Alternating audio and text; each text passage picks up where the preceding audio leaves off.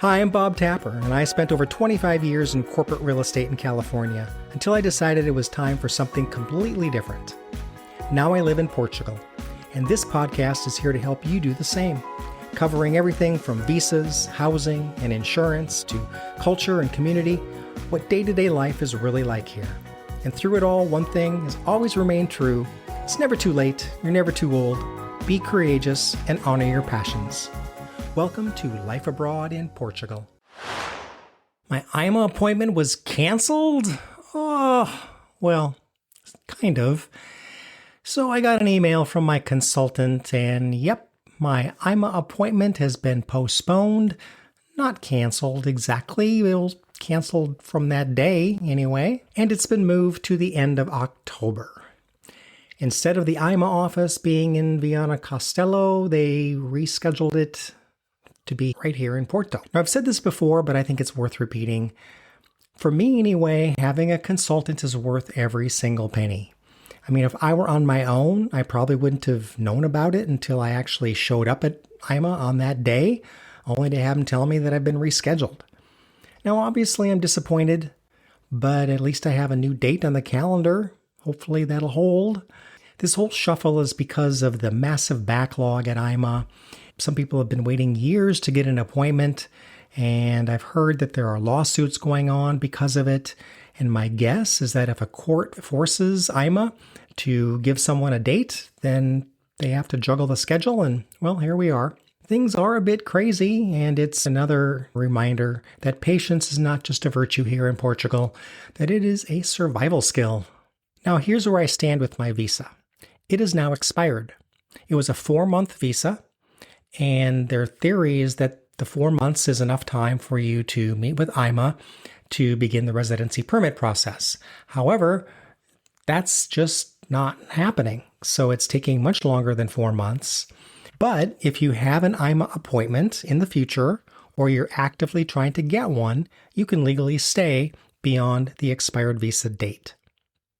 The catch is that I cannot leave Portugal right now. I mean, I could exit, but getting back into the country with an expired visa, that's just risky. And since I've been issued a D7 visa, I highly doubt that I could switch back to the 90-day tourist visa.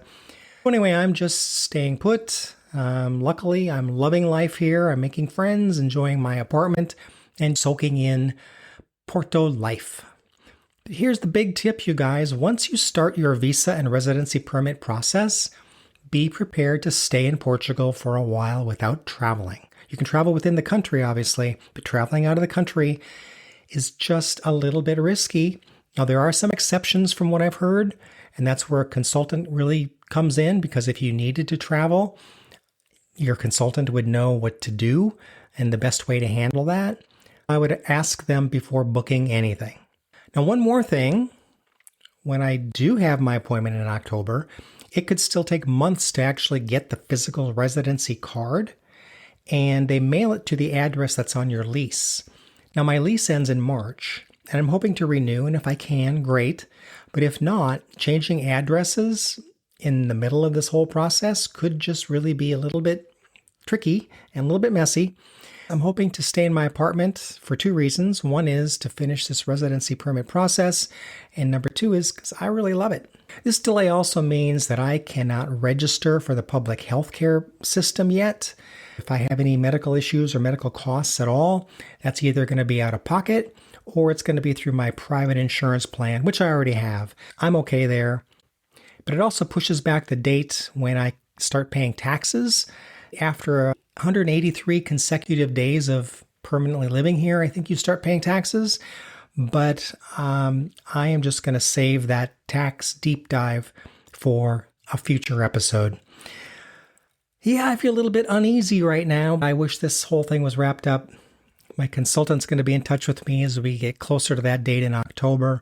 For now, I'm just putting the whole thing in a box, sliding it back on the shelf, and forgetting about it for a couple of months.